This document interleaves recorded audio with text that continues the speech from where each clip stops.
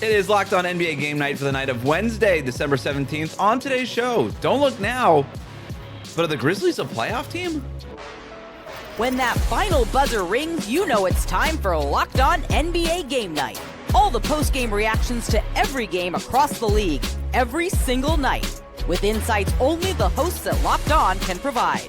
It's the true NBA fans' one stop for all the action. Every game, every night. It's Locked On NBA Game Night, tipping off now. Welcome to Locked On NBA Game Night, every game, every night. Thank you for making Locked On NBA your first listen every day. I'm Wes Goldberg, joining me, as he does every Wednesday night. It's Tony East. Tony, a two-game slate for us tonight. We are not used to these on Wednesday nights, so just the two games. You took one, I took one. We watched them both in depth, and we're going to talk about them today. So you took Cavs Bulls, which was a bit of a stinker. I took Grizzlies Timberwolves. And that's where we're going to start. We're going to start in Minnesota, where the Grizzlies got the win over the Timberwolves thanks to their big men. Here's Joe Mullinex from Locked On Grizzlies with more. Brandon Clarke made his long-awaited return to the Memphis Grizzlies coming off of injury, but it was another Memphis big who helped steal the show in a victory from the Timberwolves in Minnesota on Wednesday night, allowing for the Grizzlies to achieve their second victory over a team with a winning record this season.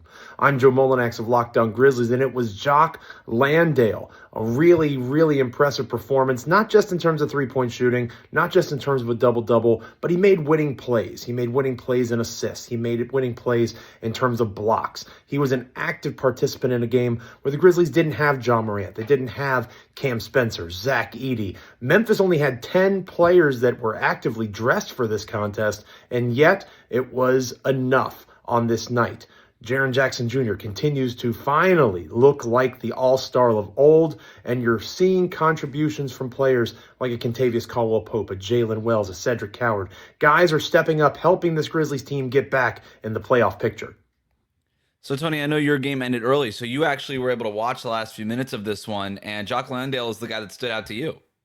Yeah, just open in the corner, hitting some huge threes in a game. Like, he's not the big shooter, the big man shooter you expect to see on Memphis, if anybody, but he drilled two, and he took a lot. He took 4, I think, in the last 5 minutes of the game, and I was like, yeah, he probably should be taking them. But what really stood out in that stretch is a couple of things he said. One is Jaren also hit a clutch jumper, and you know this extends beyond this one game, but Joe's absolutely right. He finally looks better and more involved and more like the Jaren of last year. Like, I watched a Grizzlies game a couple weeks ago, and Jock Landale, who played well in this game, played more than Jaren, and I was like, why? You know, why is that happening? I think they finally are figuring out where to use him. And the other thing that's happening in this game is no Ty Jerome, no Ja Morant. They have no like nominal point guards, but they really in this game figured out a way to have a lot of ball movement still. Look how many guys have 3+ assists for this team, and Landale's threes late were all set up by someone else. They really had a good flow to their offense despite not having some of their lead initiators in this game, which I thought was really important for their offensive execution late. That's exactly what stands out to me about this Memphis team. I mean, the way they share the ball. I mean, they were starting Cedric Coward at point guard in this game nominally, and they've had stretches of starting Vince Williams as their point guard with Ja Morant out and Ty Jerome not playing for them because he's hurt. Like all their Scottie Pippen Jr. is hurt. All the guards are hurt. So they're playing these forwards at point guard. They're playing these jumbo lineups. They played a lot of minutes. They started this game with essentially 3 centers. Brandon Clarke, who welcome back to the NBA. Brandon Clarke, he last played in March of 2025 after offseason knee surgery, and that coming after the Achilles tear the year before that. So it's been a journey for him. I thought he was really good in this game. He got credited for 0 blocks. I thought he affected a lot of shots at the rim. That jump wasn't quite there where we're used to seeing it, but it was there. He was still an athlete. So they started him, Santi Aldama, and Jaren Jackson Jr. alongside Jalen Wells, who was also great in this game, and Cedric Coward. So they're playing these big jumbo lineups, but with these Grizzlies teams, because they've had to sort through all these different mix and match type of lineups, it just sort of feels like they don't have nobody plays any position. They have a lot of players of different kinds of sizes, but they're all screening for each other. They're all passing for each other. When they don't have the ball, they're moving, they're driving, they're cutting. I kind of like what Asolo has done with this team. It's similar to me as to what Toronto has done under Darko in terms of just everybody is involved in the offense. It's not one singular person. Everybody's always moving. Everybody's screening for each other. It's very unselfish. And for the Grizzlies right now, it's working. They've won 9 of their last 12 games. It's been a little bit of a soft schedule, no doubt about it. But this Minnesota win is a good one. No Anthony Edwards for the Timberwolves, which is worth mentioning, but it's still a good win on the road against a good team. Don't look now, but Memphis has the same record as Golden State, and if the playoffs started today, they'd be in the play-in tournament. That's pretty remarkable considering where they were to start the year, Tony.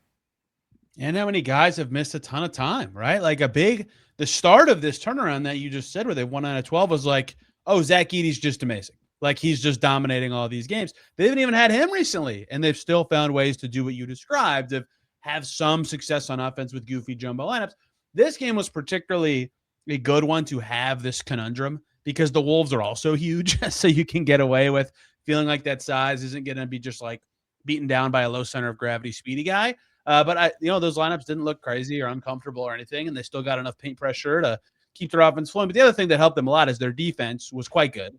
They got 10 steals. Jalen Wells, the guy you highlighted earlier, I love Jalen Wells. I was saying like he should get Rookie of the Year consideration last year, and like maybe not. I was wrong about Stephon Castles. I've said a million times, but he's awesome, and that like helps you get easy offense, even if you can't do anything in the half court without a point guard. Great, just get some steals, run out and score. So some of that's on Minnesota for not having Ant, but they deserve a lot of credit for what they've been doing. Let's get the Timberwolves angle of this one. Here's Ben Beacon from Locked On Timberwolves. The Minnesota Timberwolves fell to the short-handed Memphis Grizzlies by 6 on Wednesday night. I'm Ben Beacon, host of the daily Locked On Wolves podcast. This is a bad loss for Minnesota. There's no two ways about it. A slow start, a better second quarter. Wolves up by 1 at halftime, but the bench was terrible in the third quarter. So bad, in fact, that Chris Finch really only played the starters plus Naz Reid, basically Naz and Bones Highland in and out for each other down the final quarter and a half because he didn't trust anybody else after the poor bench stints in the third quarter. Minnesota's offense was terrible late, missing their first 8 3-point attempts of the fourth quarter, not making one until the closing seconds of the game. And this is a Ja Morant-less, short-handed Memphis team that really only had like 8.5 rotation players at their disposal. The Wolves gave up 20 points to Jock Landale in 30 minutes off the bench, a 20-10 game for Jock Landale. Minnesota without Anthony Edwards once again. That matters, obviously, but still a bad loss to a short-handed Grizzlies team. And now the Wolves have the Thunder up next and have to bounce back from this disappointing loss at home to a short-handed Memphis team. So Ben's right, obviously, about the bench and the discrepancy there and not having Anthony Edwards and all of this. But I want to focus on Julius Randle, Tony. He has this unique ability to just be great and terrible in the same game, sometimes in the same quarter. He can carry you in a game, and he can also make mistakes that take you out of it.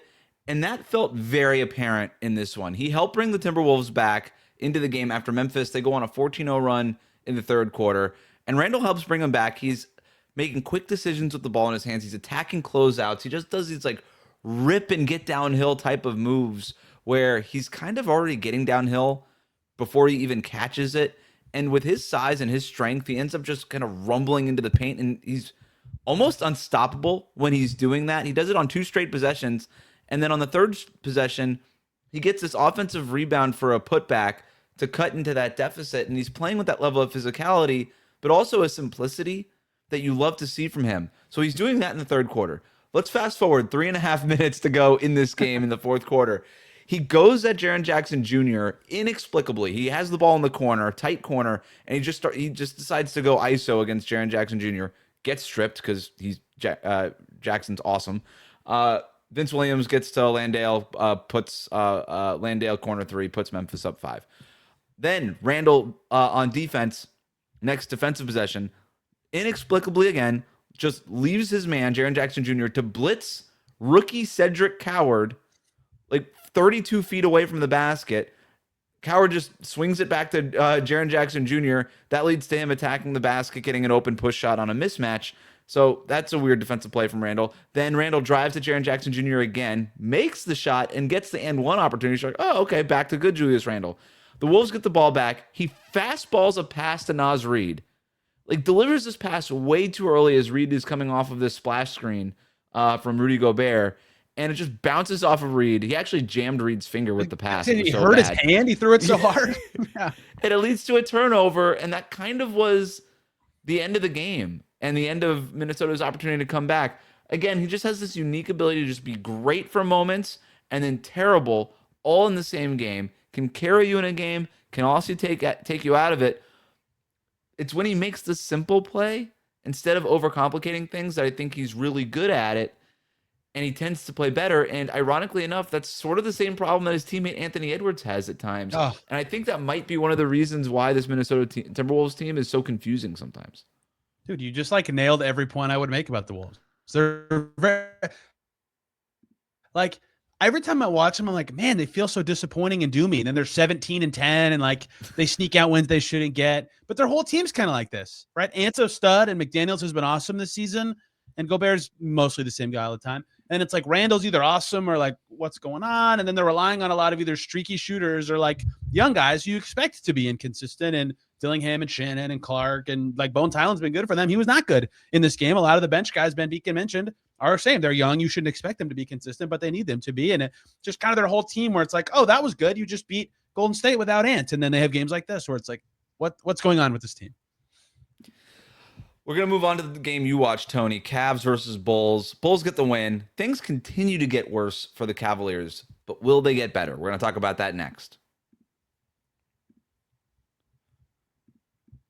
Today's episode is brought to you by Robinhood. Nobody knows your money goals better than you do. Robinhood puts you in control of your money with tools that work as hard as you do, locking in on every opening, beating your PR, beating it again. Channel that drive into your money. Robinhood puts you in control of your money. Trade stocks and ETFs, options, futures, and crypto, all on one platform. You can now build and execute your own trades from a desktop with Robinhood Legends advanced tools, or take advantage of the new Robinhood strategies with a tailored portfolio managed by a team of experts. You expect more from yourself, expect more from your money. Get started today at Robinhood.com/yourmoney. Again, that's Robinhood.com/yourmoney. Your money, your move. Today's episode is also brought to you by Gusto. Let's be real. Nobody starts a business for the joy of calculating tax withholdings or managing payroll spreadsheets. That's where Gusto comes in, to take the stress out of payroll, benefits, and HR so you can focus on running your business and supporting your team. Gusto is the all-in-one, remote-friendly payroll and HR platform that makes managing your team simple, transparent, and fast. Whether you're hiring, onboarding, or paying employees, Gusto helps you do it all from one place without the hassle or hidden fees. Unlimited payroll runs for one monthly price, which means no surprise charges at the end of the month. Gusto's automated tools like offer letters, onboarding materials, and direct deposits save you hours every week. And knowing that you can reach certified HR experts anytime gives you real peace of mind. So try Gusto today at gusto.com/lockedonnba and get 3 months free when you run your first payroll. That's right, 3 months of free payroll at gusto.com/lockedonnba. One more time, that's gusto.com/lockedonnba. Welcome back to Locked On NBA Game Night. Let's go to Chicago, where the Bulls picked up a 127-111 win over the Cavaliers. Just their second win in the month of December for those Chicago Bulls. 3 players scored at least 20 points. Josh Giddey, Cobe White, and Nikola Vucevic. Tony, what was your takeaway from this one? The Cavs are sad. The Cavs are very sad. But if you have to start with the Bulls, something that I was actually thinking about during this game is the Bulls were playing like what I would call semi-competent to good basketball. They made shots in this game, and their defense led to their offense a lot. Their transition game looked pretty good. As Trey Jones was guarding, like he was playing good defense in this game. Isaac Okoro played. His defense also pretty solid. And those two guys played a good amount of minutes, 24 plus for both. And I thought, how are the Bulls playing when both of these players are available? Because this is a team that, I mean, everybody knows the Bulls have been a disaster the last couple of weeks. Like you just said, their second win of the month, and they have played an awful schedule and have lost to the Pacers twice, the Pelicans, the Hornets, all these teams. So like horrible run of play from them, right? And then I look and I wanted to see this. If both Trey Jones and Isaac Okoro are available for the Bulls this year, they're 8-7. So I think some of this is just I think they lead the league in guys who have missed a game this year. Like they have been really hurt. And I'm not saying that they're going to like bounce back and be a good team all of a sudden, but it did kind of articulate to me like, yes, this team is broken and not very good, but there is something at least. Like they have pieces that can do stuff on the right nights. And tonight was one of those nights. Cobe White was on fire. Josh Giddey had another triple-double. And like they have actual stuff that can do it. It's just a lot of one-way guys that requires a lot to go right. Fortunately for them, tonight was one of those nights. Their defense led to their offense a lot, and their guards were really scoring. Vucevic hit some shots, and boom, they win. But, you know, seeing those two defend pretty well, where like only Donovan Mitchell could break through and do anything, was actually making me kind of intrigued by like, not that the Bulls are going to be good. Again, I think they stink, but okay, is this at least more injury related than I realized to their struggles of the last couple weeks? They did look a lot more similar to the team that they were to start the season when they got off to that hard start than they did lately.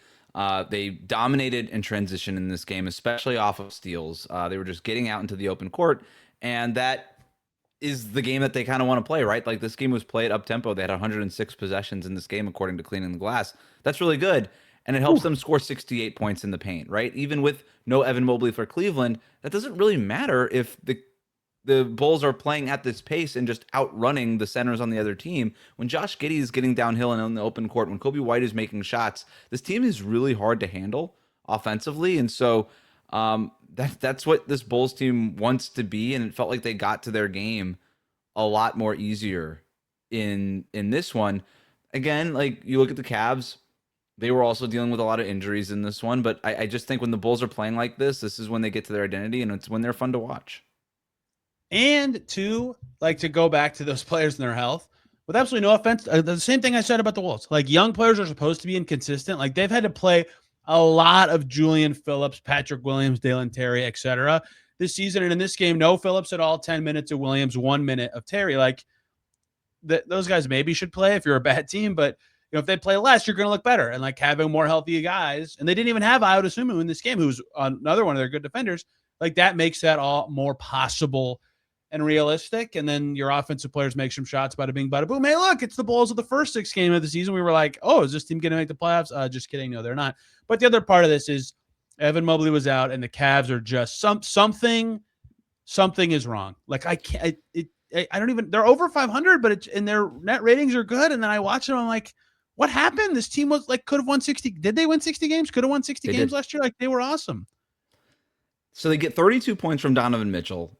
And that's about it. He doesn't have any help in this game. No Mobley, no Garland. Like, there's guys missing, but still, like... Oh, Garland played. He didn't do anything.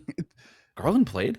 15 points on 16 shots. Yes, he played 30 minutes. Didn't even notice that Garland played. This wasn't your game. Don't worry. You don't have to know that. He did play. He's had good games this season, but I'm sorry. I've been rambling so much about this game. Like, you and I talked last year a lot, and the Cavs were rolling. How many times did I say early in the season I thought Garland was playing better than Mitchell? Like, I thought he was their best player at times last season, and that he hasn't even been close to that this year. He hasn't even been close to as good as last year. Like, I get why he had a bad toe injury and the jaw thing and all that. Like, okay, great, but like they need much more from him and much more from lots of guys, and it feels so weird. I can't figure out this Cavs team. I don't know if it's the injuries because you're right it's so easy to look at them on paper. They're missing guys. They're shooting terribly during this stretch. They were, I think, 28th in the league in three-point shooting during this stretch where they've been struggling, and they only shot 30.8% in this one. I mean, this team has not been able to make a shot, but Garland has been in and out with this toe thing. Max Strus hasn't played for them yet. Lonzo Ball. So, I mean, these guys are just missing a ton of shots. And so you like, okay, well, eventually they'll get healthier. Eventually they'll start making shots. Even if those guys aren't always healthy, they're not this bad of a shooting team. They were number 1 in the league in three-point shooting percentage last year. Now they're near the bottom of the league. That just doesn't seem sustainable. And then you watch them and you're like, something just feels off. But then I go back to the point of, well, show me the team in the middle of losing a bunch of games and missing a bunch of three-pointers and being really injured. Show me the team that does have great vibes. Right. Like, there's a chicken or the egg thing here that I can't quite figure out with them. I do think they'll figure it out. Like, their underlying numbers suggest they do, but you get to a point with a team like this where it's like, if what you're watching never matches the numbers, like, are we not measuring something correctly? Like, what's actually going on here? And like, they're over 500, but they are a miracle comeback against the Wizards where Donovan Mitchell had 40 gazillion points away from being exactly 500, under 500. Like, they'd be 13-13. Like, how are you top 10 in both offense and defense and you're 500? So something is just off. And in this game, they started Jalen Tyson, and he was great. He made every two-pointer he took. He scored 21 points. Like, eventually they'll start Strus, and I think things will feel good. And we've missing all these guys we talked about, but just I watch them, and it's like so often their offense is just like they trot across half court, and guys go stand where they're supposed to, and they're jogging, and they don't get anything. And it's like, okay, Donovan, you save us. And a lot of times he can, but like, you can't play like that. You just can't do that. They're kind of Eastern Conference Warriors. One star at the top who just scores a ton of points, injured players mixing and matching lineups the entire time. And if the 3 ball doesn't go in, they lose. And they don't really have another way of winning. And they both turned the ball over a ton. Cleveland, 20 turnovers in this game, which led to all those Chicago runouts. Yeah, I mean, whatever's going on in Cleveland, I was saying earlier today, I think the Cavs will be fine. I think they'll figure this out. I just can't believe that they're this bad. Yeah. But when I say they'll be fine, they'll figure it out, I also don't think that means that they're going to make the NBA Finals, which was the expectation of this team. I think they're clearly a notch below the Knicks and the Pistons and maybe some other teams in the Eastern Conference, depending on how all this shakes out. 100% agree with that. And like that, maybe that's part of it is they had that expectation last year and they got steamrolled and they realized they had to be better. And when you're not better, it really hurts. It's like hard to get out of that.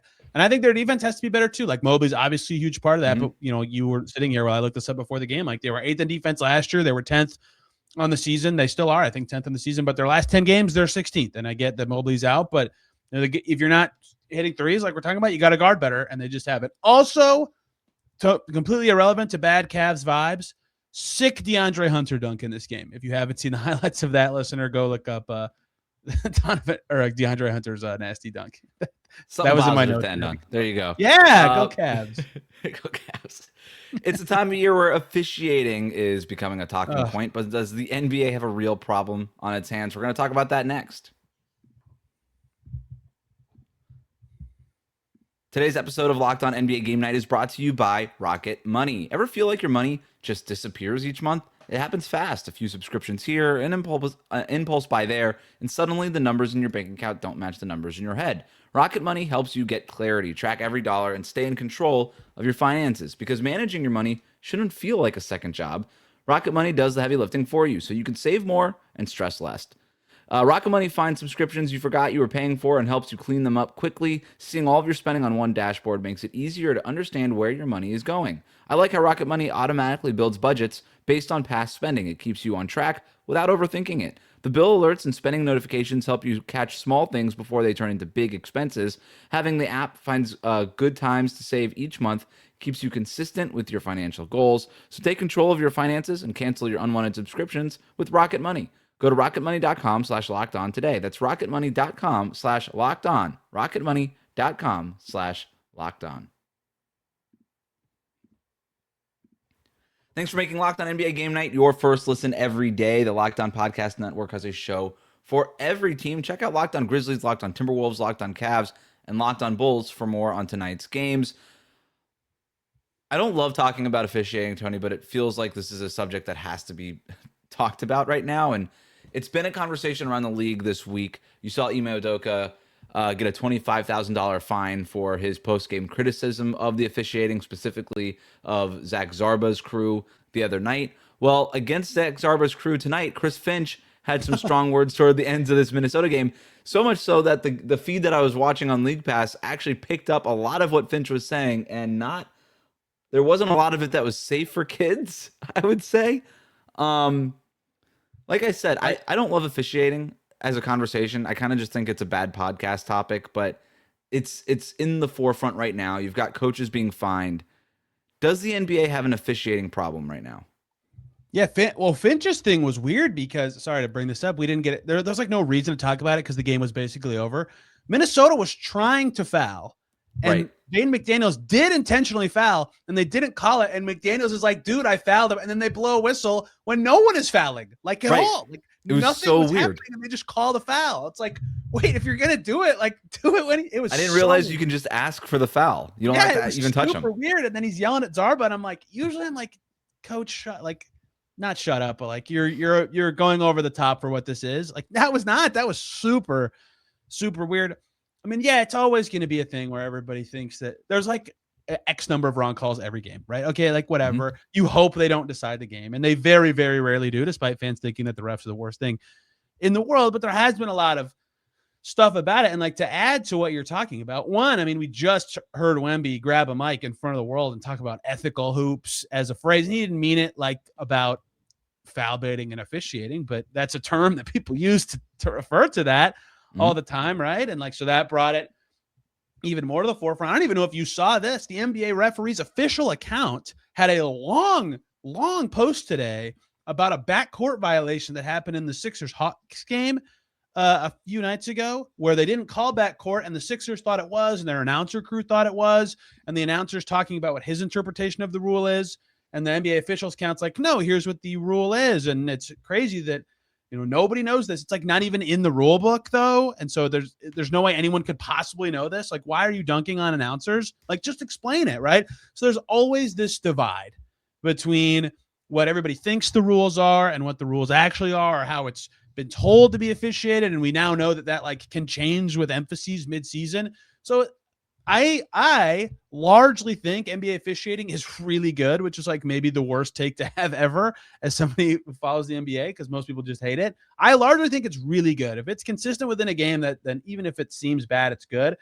But there have been a lot of little things recently where it's like there's just a disconnect, whether it's of communication or actual, I don't even know the right word, like what they're actually doing in game doesn't match what they're saying in a way that I think has frustrated now Udoka, Finch, whatever, the masses, and now like everybody. And I don't know how they fix it, because their job is naturally like this different subset of the action that is going to feel annoying to players and coaches. But it has been really a big topic with lots going on recently. So I do think that some of this, and I mentioned it's the time of year where we start complaining about officiating. And what I didn't mean specifically mid-December. I just mean once every season, we have this big conversation about officiating, because it just comes up. And it's usually a few weird things, or a coach's fine, or something newsworthy happens where it enters our mind. Because I would argue most of the time, unless you're rooting for a specific team, nobody's really thinking about the officiating, right? Like when you and I get on here after game night, Right, agreed. We never talk about officiating. But then a couple of weird things happen, and then all of a sudden you start noticing a little bit more, right? It's like it's like hearing a word for the first time, and you're like, oh, that's a fun word. And then you start hearing that word everywhere.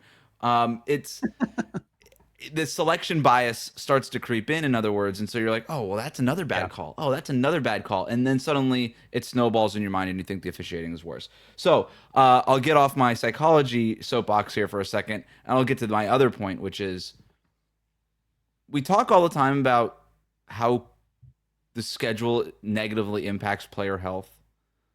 I do wonder if this is starting to take a toll on officiating, because we all know that the pace of the game is such that the wear and tear on the player's body is greater than it's ever been at any point in NBA history.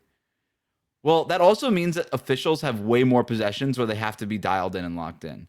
And I'm wondering if the schedule, the way it is also way too demanding on these officials.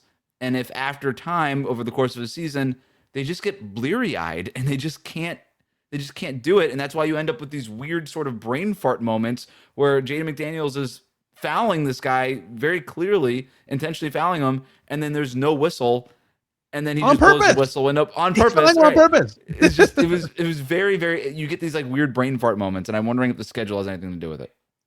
That's an interesting point. I've never thought of that, but like, I mean, not to make this about us, but you cover a team. Like, there are times when you're covering a team where you're like, I'm tired. Like, if I'm tired, the players are tired. And refs are doing a game every night or every other night, right? And they're everywhere. They don't stick with one team, one series, one region, whatever. They're always traveling. Certainly even worse. Yeah, they're everywhere. And so it's brutal for them in that way. And I think your other point that's important here is like the pace is so high. Like, what'd you say about the Bulls? It was 106 possessions. So not only is that more possessions, that's more interactions between players of like things that could be a foul. Like, okay, so that's more chances for them to either mess up or make a call. And you've probably heard this a million times if you're a fan of the NBA or cover a team. A player says something, well, they can't call all of them. I mean, the game would take forever, blah, blah. And that's true. They can't. Like, it'd be horrible. And so you just get to a point where there's more and more interactions and more demand, and that adds room for error and just adds to it. There's just so many. I could go on and on. Like, again, I largely think officiating is good, but there's just the other thing I hate that they do is when like the great, you remember the Grayson Allen thing that happened a week ago with that 3-pointer he took with really weird footwork, and everybody's like, here's why that's not a travel. And I'm like, okay, you're explaining what the rule book says, but if that's what the rule is, the rule sucks. Like, that doesn't help your case to me. And what this is saying to me is you should change the rules, because everybody who's ever played basketball knows that that's not how that should look, right? So there's just always some sort of not perfect leveling, even though it'll always, you're right, it'll always happen every year for that exact reason. My general take on officiating and all this stuff is the NBA has a adding problem. It likes to add rules and add layers to things, and sometimes I think it just needs to subtract things. And just, it's like, to your point, do we really need an objective rule of what a travel is and what a travel isn't? Or if that clearly sucks as a basketball play, just call it as, hey, that sucks as the basketball play. That doesn't work. It's a travel, or we're not gonna give you the foul, James Harden, or whatever it is. Just do the right thing. To use Victor Wembanyama's term, ethical hoops. I like your point. He wasn't talking about the officiating necessarily, but everybody's involved here. That wraps up Locked On NBA Game Night. Make sure you're subscribed on YouTube or wherever you get your podcast. For Tony East, I'm Wes Goldberg. This has been Game Night. Thanks for hanging out with us.